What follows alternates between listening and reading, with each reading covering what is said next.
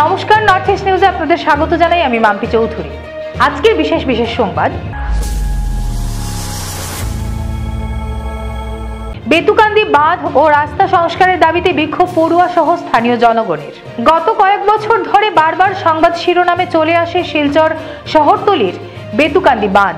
2022 সালের 19 June sluice gate দিয়ে জল বের হওয়ার কারণে শিলচর শহর জলের নিচে ছিল। সেই স্লুইস গেটের সমস্যা কিছুটা সমাধান হলেও আজ অবধি বেতুকান্দি বাঁধ ও রাস্তা সংস্কারের কাজ হয়নি। নদী বাঁধ ও সড়কের বেহাল অবস্থায় বিপর্যস্ত হয়ে উঠেছে জনজীবন। যাতায়াতের একমাত্র পথটি নদীতে তলিয়ে যাওয়ার সম্ভাবনায় মঙ্গলবার প্রতিবাদে নামলেন এলাকার পড়ুয়া সহ ভুক্তভোগী জনগণ।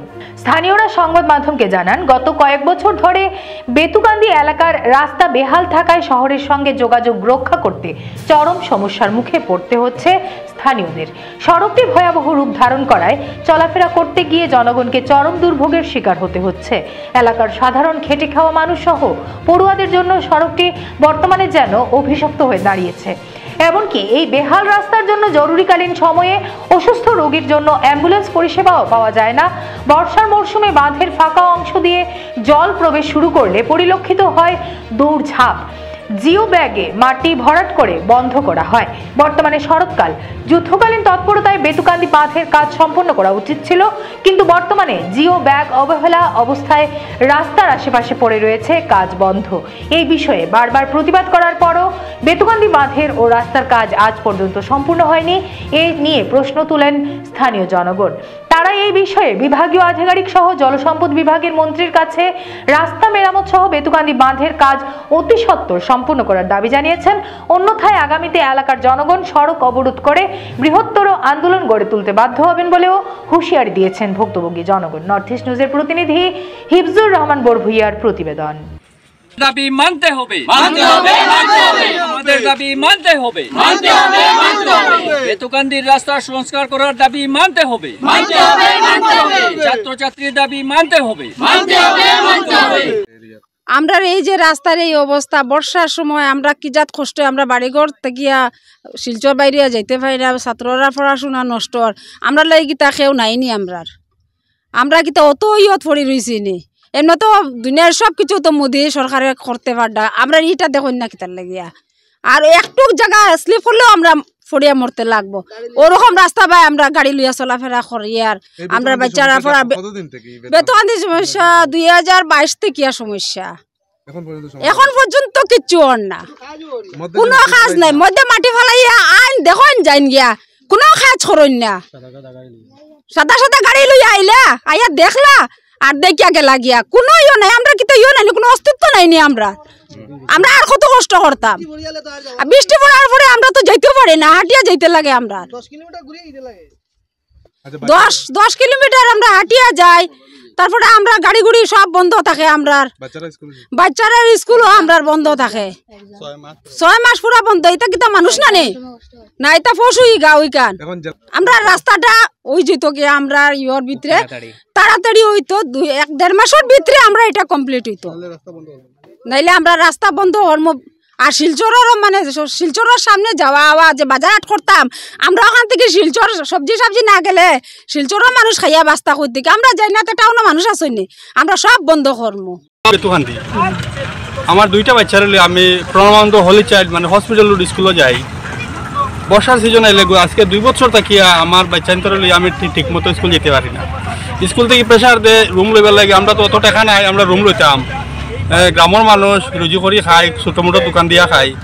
ও তো ওই যে রিসেন্ট যে বৃষ্টি দিছিল, ও 2 দিন আগে বৃষ্টির মধ্যে বাঙ্গাত আমি ফড়িয়াও তো মাথার জখম, আমার বাচ্চা জখম হয়েছে, স্কুলও বন্ধ, এখন তো স্কুলও যেতে পারেন না।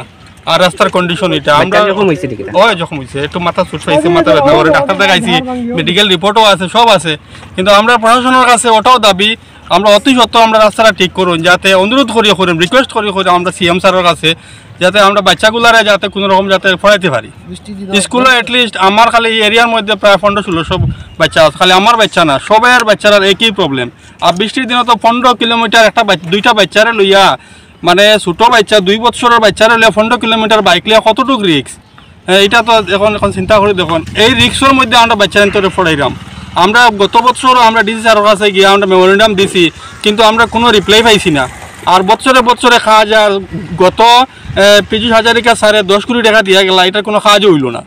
আমরা তো আজকে থেকে না, আজকে 30 বছর থেকে দেখি আর ওরকমও চলে। আর এখানে একটা ব্যবসার জায়গা, আমি একদম সাধারণ মানুষ হিসাবে কইরাম, এখানে ডাইরেক্ট এটা ব্যবসার জায়গা। এটা খালি টেকাও টেকা, আর কিছু না। জিওবে গায়ে বস্তার বস্তা জিওবে গায়ে ফেলাই আর তো শেষ। বর্ষা এলো কাজ আরম্ভ হয় আর সব নদীর যায়। এই টাকাটা আর কই থেকে? আমি নিজে ট্যাক্স ভরি, আমি এই বছর 27,000 টাকা ট্যাক্স দিছি। আমরা এই ট্যাক্সের টাকাটা তো কাজে লাগতো না। আমরা কত পরিশ্রম করি আর রুজি করিয়া টাকা দিলাম। আমরা আজকে যাইতে পারি না, বাচ্চা লিয়ে যাইতে পারি না বাজারে। আমার যখন হয় তখন আমার কতটা বুঝা, আমি ওদিন পড়ছি, আমার ওখানে জখম হয়েছে, আমি মেডিকেল গিয়ে আমার রিপোর্ট আছে, আমার বাচ্চাটা এখন বন্ধ। ওটাও আমার লাস্ট কথা যে অতি সত্তর যাতে কাজটা শেষ হয় আর আমরা যাতে যাতায়াত করতে পারি বৃষ্টির আগে। ওটা আমরা সবাই মিলিয়ে একটা দাবি, আমরা যাতে ওটা যাতে কাজটা হয়। আর আমার কিছু করার নাই, মানে রিকোয়েস্ট করি কইয়ার যাতে নিউজটা সবে শেয়ার করিয়া যাতে আমরা সিএম স্যারের কাছে নিউজটা যায়, যাতে আমরা তাই যাতে আমরা দুঃখটা বুঝই। ইয়ার প্রায় 2 বছর থেকে এখানে 2022 পরে যে ফ্লাড হয়েছিল এর পরে থেকে আমরা প্রতিবাদ করিয়ে যাই। আর কিন্তু আজকে দেখেন মাত্র 2 বছর হয়েছে আমরা এই প্রোটেকশনটা হয়েছে, কিন্তু 10 কোটি টাকার বাজেটের আমরা এটা স্কিম আইছে যেটা, কিন্তু 2 বছর হয়েছে। এখন দেখো আমরা নদীর বাঙ্গন এখন আমরা শেষ হয়েছে না, কিন্তু এখনো পর্যন্ত আমরা এটা ভুক্তভোগী। কারণ হচ্ছে আজকে ও রাস্তা দিয়ে কিন্তু প্রচুর মানুষ যাওয়া আসা করেন, বাগাডোয়ার, বড়জুরাই, বেতুকান্দি যারা মানুষ আছেন তারা সব যেইত্রা ওদিকে। হঠাৎ যদি ছাত্রছাত্রীও আসেন, প্রায় 6 মাস তারা স্কুলে যায়, 6 মাস তারা স্কুলে যেতে পারেন না। আজকে দেখেন আমরা ভবিষ্যৎ যে প্রজন্ম যারা আছেন, আজকে ছাত্রছাত্রী যদি বাড়াইতে শিক্ষা অর্জন না করেন, যদি আমরা কতক্ষণ ফিস পড়া হইমু। এখনও বাগাডার বড়জুরাই বর্তমানে বহুত ফিস পড়া, কারণ সে শিক্ষিত যারা আছেন কিছু সংখ্যক মানুষ আছেন শিক্ষিত, কিন্তু ম্যাক্সিমাম কিন্তু অশিক্ষিত সব জয়ী আছে। কিন্তু আজকে দেখো 10 বছর হয়ে গেছে, আমরা কিন্তু 2 বছর হয়ে গেছে এই কাজের প্রোটেকশন হয়েছে। এখনো পর্যন্ত কিন্তু কোনো কাজের মানে একদম নিম্নমানের কাজ হয়েছে, যেটা কন্ট্রাক্টদার কইন, যে কন্ট্রাক্টদার আসলে যারা কইন তারা একবারে নিম্নমানের কাজ করিয়া গেছে। কিন্তু আমরা প্রতিবাদ করলে আমরা সিআরপি পুলিশ দিয়ে ডর ডাকানি হয়েছে, কিন্তু আমরা মানুষকে ওইখানে থাকতে পারছি না, আমরা বাগেই এই কাজটা করানি হয়েছে। ঠিক আছে, আজকে দেখুন এখানে 2টা ফিলার মারা আছে। আজকে যে শুকনার সিজন, আমরা শিলচর শহরের মাঝে বিভিন্ন জায়গায় দেখা যায় আগুন জ্বলে, গড় জ্বলের, কিন্তু আজকে উপরালায় খরাক না, কিন্তু আমরা এই বাগাডর বড়জুরাই এর বেতখান্দি জায়গা কোনো এক গড়ের মাঝে যদি আগুন ধরে, যদি আমরা ফায়ার ব্রিগেড কীরকম ঢুকতো, আমরা এটা নিয়ে খুব চিন্তিত। কারণ হচ্ছে আজকে যদি আমরা ফায়ার ব্রিগেডের দাবি করি, যদি আমরা ফায়ার ব্রিগেডের ফোন করি, যদি 10 কিলোমিটার ঘুরিয়ে আগুন নিবাইতে লাগবো, কিন্তু 10 কিলোমিটার আওয়ার পরে দেখা যাব আমরা গড় জ্বলিয়া সার কারখানে। এখানে কোনো বিল্ডিং গড় নাই, সবার বাসবিহাতর গড়, যারা সালার মাঝে পলিটিন লাগাইয়া গড় বানাইছেন। আমি বেজান জায়গাত বর্তমানে গড় ভিজিট করিয়া দেখি আর ম্যাক্সিমাম গড় ইন্দিরাবাস পাইছেন, কিন্তু ইন্দিরাবাসের কোনো মাল সামান নিতে পারডা না। কারণ হচ্ছে ও কারণে যেন রাস্তাটা ভাঙ্গা, এরপরে এখানে 2টা ফিলার গাড়া, এই ফিলার গাড়ার কারণে এখনো পর্যন্ত কেউ মানে তার ইন্দিরাবাসের মাল সামান নিতে পারডা না। অ্যাম্বুলেন্স তো টোটালি যায় না। বিভিন্ন মানুষ দেখছি আমি যারা 108 ফোন করলে 108 এখানে আমরা তো আইতে পারতাম না, এখানে 2টা ফিলার গাড়া, কিন্তু ফিলার গাড়ার কারণে আমরা আইতে পারি না।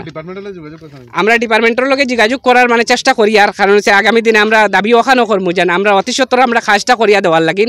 কারণ হচ্ছে অলরেডি রোডের কিছু স্কিম আইছে আমার জানা মতো, কিন্তু এখন তারা এখনো পর্যন্ত কাজ ধরেন না। যে সময় বর্ষা পড়বো ওই সময় তারা কাজ দেখাইব আইয়া যেন বস্তা মারবো। এখনো পর্যন্ত ওখানে বস্তা ফেলাইল আছে, কিন্তু বস্তার কিন্তু ইউজলেস। কারণ হচ্ছে গত বছর বরিয়া রাখছেন বস্তা, যখন জিও ব্যাগে বসলা ওগুলো মাটি পর্যন্ত এখন বর্তমানে 2 গাঙ্গ যার। এখন আমরা ওখানে কইম আমি ডিসি মহোদয় আর আমার সিএম স্যারের কাছে যেন আমরা অতি সত্তর কাজটা সুন্দরভাবে যত তাড়াতাড়ি পালন করিয়া দিতা, নাইলে আমরা বৃহত্তর আন্দোলনের নাম। নিজের ক্রয় করা জমি ভূমাফিয়াদের কবল থেকে উদ্ধার করে দিতে জেলা প্রশাসনের দ্বারস্থ হলেন এক বৃদ্ধা। সোমবার কাছাড়ের জেলা আয়ুক্ত ও পুলিশ সুপারের কাছে লিখিত পত্র জমা দিয়ে সোনাই কাপ্তানপুর 18 নম্বর খণ্ডের বাড়িতে সাংবাদিক বৈঠক ডেকে রেইবুন্নেসা লস্কর জানান, বিগত 35-40 বছর আগে নিজের খরিদ করা ভূমিতে তারা ভোগ করে আসছেন, কিন্তু জমির পাশে পূর্ত রাস্তা হওয়ার ফলে জমির দাম বেড়ে যায়।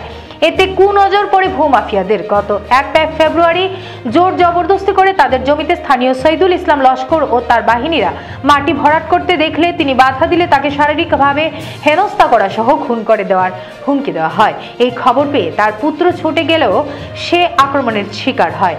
তাই এমত অবস্থায় প্রাণ রক্ষার্থে ও ভূমাফিয়াদের কবল থেকে জমি ফিরিয়ে দিতে জেলা প্রশাসনের কাছে দাবি জানান রেইবুন্নেসা। নর্থ ইস্ট নিউজের প্রতিনিধি রাজু দের প্রতিবেদন। আমার নাম রেইবুন্নেসা লস্কর। আমার বাড়ি খাফতানপুর 18 খণ্ড। আমার ওখানে জমিন আছে, মানে আমার শ্বশুর থাকতে যখন রোগা অবস্থায় আর কি বৃদ্ধ অবস্থায় আমার কইস জমিন খান তুমি লই লব, আমার কিছুটা ওষুধপত্র করতাম, ও আমিও জমিন ওখান লইছি। তখন আমার ঘরে আমার স্বামী আসলা, মানে 30-35 না 40 বছর ওলা হয়ে দিব, বহুত দিনের কথা। এখানে আমরা খাওয়ার মাঝে আসলো জমিটা। তখন এটা কোনো রাস্তা উস্তা কিচ্ছু আসলো না, পরে রাস্তা হয়েছে। রাস্তা হওয়ার পরে খালি কয় আমার মানে ফুয়াইনিগুন বাইরা আর ছোট একটা বাড়ি, মানে সাজুল আর তার বাইর নাম রাজুল, ওটা মানে হুন কাঠর চাকরি করে নাকি পুলিশ নিয়ে জানতো। ও দুটা গুন্ডামি হই দিলাও দিলাও দিলাও খান দিলাও, আমি দিই না, বুঝছেন না? তোরে কি আর জমিন আমার দিতাম, আমার জমিন তোরে। তখন আমার বাড়ির কিনার তার যে দাদার অংশর সিঁড়ি ওখানে হেফার হইত, আমি দেই না বলিয়া কত 1 তারিখ বুধর গাড়ি দিয়ে আনি মাটি দিয়ে। তখন একজনে আমার ইয়া খবর করলো, বলে তুমি তাই টের পারাই না তোমার জমিনের মধ্যে গাড়ি দিয়া সাজুলে রাজুলে আর তার বাড়ি তুমি যা মাটি ফেলাইতে বাতি হয়ে যায় বলকে। আমি খবর পাইয়া গেছি, গিয়া বললাম এই কেন আমার কেন মাটি ফেলার এখানে ফেলালেন, মানে আমি টাকালার কইছি তুই সরিয়ে যা, তাহলে আর মাটি ফেলাইস না, হে গেছে কি তাহলে বিপদ হইব। ও যাইতে সেনে টাকতে দিলে আমার তারা এখানে হরাইয়া, আমি 70 বছরের বেটি বিধবা, আমার স্বামী নাই, হে আমারে ফেলাইয়া দেখাইয়া 2-3 বার করে আমার ফেলাইছে, মাটি ফেলাইছে। আমার মানে মাননি গেছে, আমার ফুয়া শুনিয়ে গিয়ে আমারে উদ্ধার করছে। ফুয়ারেও মানে এটা বাড়িতে নিয়ে 3 বার হারাইছে। এখন আমি আজকে গিয়া ডিসি সাহেবের কাছে আর এসপির কাছে গিয়ে আমি দরখাস্ত দিছি, দেওয়া যে আমার প্রাণ রক্ষা চাইছি আর আমার এই বাড়িটা আমি চাইতাম চাই। সাংবাদিকর কাছে সন্তান কাছে আমি মানে সাহায্য চাইয়া যে আমার জমিন খান যাতে আমি পাই। আমি একলা এই বাড়ির মাঝে থাকি, আমার ছেলেরা এখানে থাকে না, মানে আমার প্রাণের খুব ভয়। হে কইছে আমারে মারিয়া হে নিয়ে আসি ভর্তি করতো, করিয়া নিয়ে মাটিটা নিয়ে হারাই দিত। আর তারা আরো বেজান মানুষ বাড়ির মানুষ আরো মানুষের জমি তারা নমুনার তারা নাম নিতে লাগাইয়া কি চুরি চারি করিয়া তারা এটা দখল করছে। নাম সংকীর্তন ও সদ্দীক্ষা অনুষ্ঠান শিলচর দুর্গাপল্লীর ঠাকুরবাণী মন্দিরে মঙ্গলবার শীতল ষষ্ঠী তিথিতে 400 বছর পূর্বে পূর্ব ভারতের শ্রীহট্ট জেলায় শতক গ্রামে আবির্ভূত হয়েছিলেন এক অলৌকিক মহাপুরুষ শ্রী শ্রী ঠাকুরবাণী নাথ গোস্বামী। তিনি সনাতন ধর্ম রক্ষার জন্য নিজের জীবন সমর্পণ করেছিলেন। তার শিষ্যরা বাংলাদেশ সহ ভারতবর্ষের বিভিন্ন স্থানে ছড়িয়ে ছিটিয়ে রয়েছেন। 30 বছর পূর্বে শিলচরের হাইলাকান্দি রোড দুর্গাপল্লীতে মন্দির ও সেবাশ্রমের ভিত্তিপ্রস্তর স্থাপন করা হয়। আজ মঙ্গলবার ঠাকুরবাণী মন্দিরে নাম সংকীর্তন ও দীক্ষা অনুষ্ঠান অনুষ্ঠিত হয় এবং মহাপ্রসাদ বিতরণ করা হয়। সোমবার এক সাংবাদিক সম্মেলনের মাধ্যমে বিস্তারিত তুলে ধরেন মন্দির কমিটির কর্মকর্তাগণ। নর্থ ইস্ট নিউজের প্রতিনিধি রাজু দের প্রতিবেদন। জয় ঠাকুরবাণী। আমার কাচার কলেজের প্রাক্তন অধ্যক্ষ বিধান ভট্টাচার্য মহাশয় বিস্তারিত বললেন, তারপর আমার আর বলার তেমন একটা কিছু নেই। আমি যেহেতু মন্দির কমিটির সভাপতি, আমার সঙ্গে মন্দির কমিটির সভাপতি, কার্যকরী সভাপতি, সম্পাদক এবং উৎসব কমিটির যারা কর্মকর্তা, উপদেষ্টা মণ্ডলী, আমার বিধান স্যার আছেন, সঙ্গে আমার অশোকবাবু আছেন যিনি এই ঠাকুরবাণীর দীক্ষিত। একটা খুব ছোট্ট কথা, জাস্ট আমরা আজ থেকে 3 বছর আগে আপনি দেখবেন 7/2/2022 ইংরেজিতে আমরা এখানে ঠাকুরবাড়ির এই যে ঠাকুরবাড়ির নামাঙ্কিত যে জায়গা এই ভূমিটুকুর মধ্যে আমরা মন্দির প্রতিষ্ঠা করেছিলাম। এটা 3 বছর আমরা প্রতি বছর নাম সংকীর্তন করি, গুরু পূজা হয় এবং সমস্ত দিন মহাপ্রসাদের আয়োজন থাকে। তো আমার যারা ঠাকুরবাড়ির দীক্ষিত তাদের কাছে বিশেষ করে অনুরোধ, আপনারা এই চ্যানেলের মাধ্যমে চ্যানেল যারা দেখেন, যারা শুনতে পান, তাদের সকলের কাছে আমার অনুরোধ আপনারা যেন কালকের এই বিশেষ অনুষ্ঠানে আপনারা যোগদান করবেন এবং দীক্ষা হবে। আমাদের শিবপ্রদ গোস্বামী মহাশয় বরজালাঙ্গা নিবাসী, উনি এসে দীক্ষা দিবেন। আপনারা যারা যারা দীক্ষা নিতে ইচ্ছুক তারা আপনারা যোগাযোগ করবেন, আসবেন এবং সবাই এসে প্রসাদ নেবেন। আর আরেকটা ইম্পর্টেন্ট কথা, যেহেতু আমরা এখানে মন্দির স্থাপন করছি, আশেপাশে কিন্তু ঠাকুরবাড়ির দীক্ষিতর সংখ্যা খুব কম, কিন্তু আমরা যেটা জানি বরাকের কোনায় কোনায় ঠাকুরবাড়ির দীক্ষিত আছে। আপনারা সবার কাছে আমার বিনম্র অনুরোধ, আপনারা এসে ঠাকুরবাড়ির মন্দির আপনারা পরিদর্শন করে যাবেন। কালকে যদি আসতে নাও পারেন, যে কোনো সময় আপনারা এসে দুর্গাপল্লীস্থিত হাইলাকান্দি রোডে মেডিকেল কলেজের ঠিক আগের গল্লি দুর্গাপল্লী এসে ঠাকুরবাড়ির আশ্রম আপনারা পরিদর্শন করে যাবেন। আর বিশেষ করে কালকের দিনের জন্য আমি অনুরোধ করছি আপামর বরাকবাসীর সকলকে, যারা বক্তব্যান লোক আছেন, আপনারা সমস্ত দিন নাম সংকীর্তন হবে, মহাপ্রসাদ হবে, আপনারা নিয়ে যাবেন। ধন্যবাদ। আবার এই চ্যানেলকে নর্থ ইস্ট CNN এবং শিলচর নিউজ ওনাদেরকে ধন্যবাদ জানাই। ওনারা এসে আমাদের এই আজকের এই মহান যজ্ঞ অনুষ্ঠানকে ওনারা কভারেজ করছেন এবং বরাকের প্রতিটা কোনায় কোনায় পৌঁছে দিচ্ছেন, প্রত্যেকের ঘরে ঘরে। সেই জন্য আমি আবারও এই চ্যানেলকে ধন্যবাদ জানাই। বার্ষিক ক্রীড়া সপ্তাহের পুরস্কার বিতরণ অনুষ্ঠান রাধামাধব কলেজে। শিলচর রাধামাধব কলেজের বার্ষিক ক্রীড়া সপ্তাহের পুরস্কার বিতরণ অনুষ্ঠান সম্পন্ন হলো মঙ্গলবার। এদিন কলেজ অডিটোরিয়াম হলে এই উপলক্ষে ভারপ্রাপ্ত অধ্যক্ষ ডক্টর অরুন্ধতী দত্ত চৌধুরীর পৌরোহিত্যে আয়োজিত অনুষ্ঠানে বিগত 27 জানুয়ারি থেকে 31 জানুয়ারি অবধি 5 দিন ব্যাপী চলা বার্ষিক ক্রীড়া সপ্তাহে অংশগ্রহণকারী ছাত্রছাত্রীদের হাতে স্মারক সম্মাননা ও শংসাপত্র তুলে দেওয়া হয়। শুরুতে কলেজে সঙ্গীত পরিবেশনের মাধ্যমে অনুষ্ঠানের সূচনা হয়। এদিনের অনুষ্ঠানে বক্তব্য রাখতে গিয়ে বিভিন্ন বক্তা পড়াশোনার পাশাপাশি খেলাধুলা ও শরীর চর্চার উপর জোর দিতে ছাত্রছাত্রীদের প্রতি আহ্বান জানান। প্রতিযোগিতায় অংশগ্রহণকারী প্রত্যেক খেলোয়াড়দের আন্তরিক অভিনন্দন জানান ভারপ্রাপ্ত অধ্যক্ষ, উপাধ্যক্ষ সহ অন্যান্যরা। এছাড়াও বার্ষিক ক্রীড়া সপ্তাহকে সফল করে তুলতে কলেজের যে সকল শিক্ষক ও অশিক্ষক কর্মচারী সহযোগিতার হাত বাড়িয়েছেন তাদের প্রতিও কৃতজ্ঞতা প্রকাশ করেন ভারপ্রাপ্ত অধ্যক্ষ ও উপাধ্যক্ষ। উল্লেখ্য, এদিনের অনুষ্ঠানে বক্তব্য রাখেন ভারপ্রাপ্ত অধ্যক্ষ ডক্টর অরুন্ধতী দত্ত চৌধুরী, উপাধ্যক্ষ ডক্টর রাহুল চক্রবর্তী, IQACর coordinator doctor Sonali Chowdhury, games and sports cultural সেলের কনভেনার ডক্টর রুমানাথ চৌধুরী, মহিলা সেলের কনভেনার ডক্টর নবনীতা দেবনাথ প্রমুখ। অনুষ্ঠান সঞ্চালনা করেন রাষ্ট্রবিজ্ঞান বিভাগের সহকারী অধ্যাপিকা সুরভি ঘোষ। উপস্থিত ছিলেন অধ্যাপক ডক্টর অরুণাভ ভট্টাচার্য, ডক্টর পিয়া দাস, নম্রতা নাথ, শবনম সারাংসা, দেবযানী দেব, শাওন চক্রবর্তী, রাধামাধব কলেজ প্রাক্তনী সমিতির সাধারণ সম্পাদক রাজদীপ অধিকারী সহ শিক্ষক ও লাইব্রেরি কর্মচারীরা। নর্থ ইস্ট নিউজের প্রতিনিধি রঞ্জিত কানুর প্রতিবেদন। তাদের প্রত্যেককে আমার শুভকামনা রইল। আর সবচেয়ে বড় কথা, যারা পুরস্কৃত হয়নি, একটা খেলায় কিন্তু পুরস্কার পাওয়া এবং না পাওয়া দুটোরই কিন্তু গুরুত্ব রয়েছে।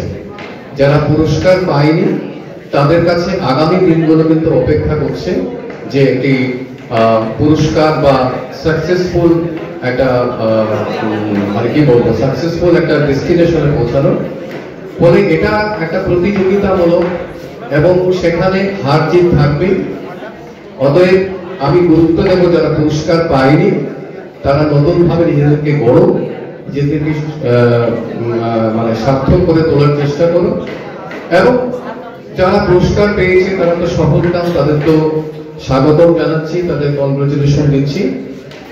তো তোমাদের একটি কথা জানবে, ইংরেজিতে একটা কথা আছে, হেলথ ইজ ওয়েলথ, স্বাস্থ্যই সম্পদ। খেলাধুলার মধ্য দিয়ে বোধ হয় সবচেয়ে বেশি আমরা স্বাস্থ্যকে সম্পদ করে নিতে পারি, সচেতন হতে পারি। কাজেই খেলাধুলা একটা ব্যায়ামের মধ্যে পড়ে এবং একটা অনুশীলনের মধ্যে পড়ে।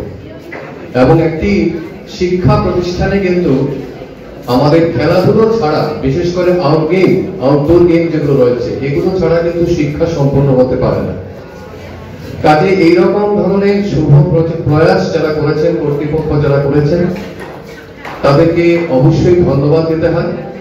এবং সেই সঙ্গে যারা সম্পূর্ণভাবে যারা জড়িয়েছিলেন তাদের প্রত্যেককে আমরা ধন্যবাদ দেব এবং অবশ্যই এই ধন্যবাদ আমি ছাত্রছাত্রীদের ছাড়াও বলতে পারবো না, কারণ তোমাদের সহযোগিতাতে এই অনুষ্ঠানটি কিন্তু পূর্ণাঙ্গ রূপ পেতে পেরেছে। তো আমি আমার আলোচনা দীর্ঘ করব না। এই পুরস্কার যারা পাবে তারা আনন্দিত হবে, যেমন যারা পুরস্কার পাওনি তারাও কিন্তু দুঃখিত হবে না, কারণ আমি আগেই বলেছি তোমাদের আরো ভালোভাবে নিজেদেরকে গড়ে তোলার জন্য এই প্রয়াসগুলো পাওয়ার জন্যই কিন্তু হারা এবং জেতা। কাজেই এইটুকু বলে আমি শেষ করছি। I am honored to stand before you today on this excellent ceremonial event. And I'm really happy that the concluding part of the sports week, which started from 27 January to 31st January, that we could come to this last part of the event, and today it will be distributed with prizes and trophies and medals and rewards. So this is a happy moment for all of us. For me, all the participants are winners. I always consider all the participants as winners because due to your participation and your performance, the sports week could take place. So this is not an event only for those who will be achieving awards today from the organizers, but I congratulate all of you for giving your best efforts to make the event a successful one. Because extracurricular activities and sports teach students many important life lessons like concentration, focus, comradeship, responsibility, the sense of teamwork. These things are very important for your growth of personality, and these things will definitely help you in your academic life too.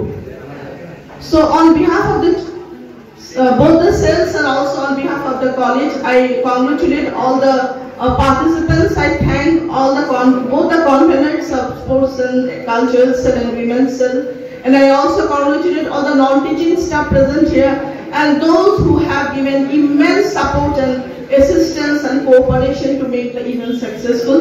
So I'm not taking name, but I congratulate all of you.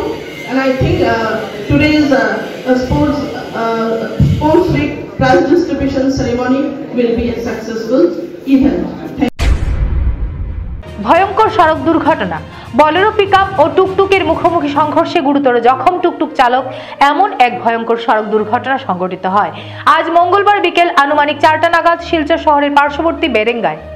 স্থানীয় সূত্রে জানা যায় Berenga বাদ্রি bridge দিক দিয়ে শিলচর অভিমুখী AS 11 DC 6239 registration নম্বরের বালু বোঝাই দ্রুতগামী বলেরো পিকআপ বেরেঙ্গা মদিনাতুল উলুম মাদ্রাসার সামনে পৌঁছা মাত্রই ওপর দিক থেকে বাদ্রি ব্রিজ অভিমুখী আসা AS 11 ER 4435 রেজিস্ট্রেশন নম্বরের টুকটুক সজোরে ধাক্কা মারে, সঙ্গে সঙ্গে টুকটুক পাল্টি মেরে দুমড়ে মুচড়ে যায়। বালু বোঝাই বলেরো পিকআপ রাস্তার পাশে ঝুলে থাকে। এই দুর্ঘটনার বিকট শব্দ পেয়ে আশেপাশের লোকেরা ছুটে আসেন। টুকটুক চালকের অবস্থা গুরুতর থাকায় সঙ্গে সঙ্গে খবর দেওয়া হয় অ্যাম্বুলেন্সে। কিছু সময়ের মধ্যে অ্যাম্বুলেন্স ঘটনাস্থলে পৌঁছে টুকটুক চালক ও পিকআপ চালককে স্থানীয় শিলচর মেডিকেল কলেজ হাসপাতালে পাঠিয়ে দেওয়া হয়। তবে এই দুর্ঘটনায় প্রাণহানি কারো হয়নি। এই খবর লেখা পর্যন্ত প্রশাসন ঘটনাস্থলে অনুপস্থিত এবং দুই চালকের নাম ঠিকানা জানা যায়নি। নর্থ ইস্ট নিউজের প্রতিনিধি ইফজুর রহমান বড়ভুইয়ার প্রতিবেদন।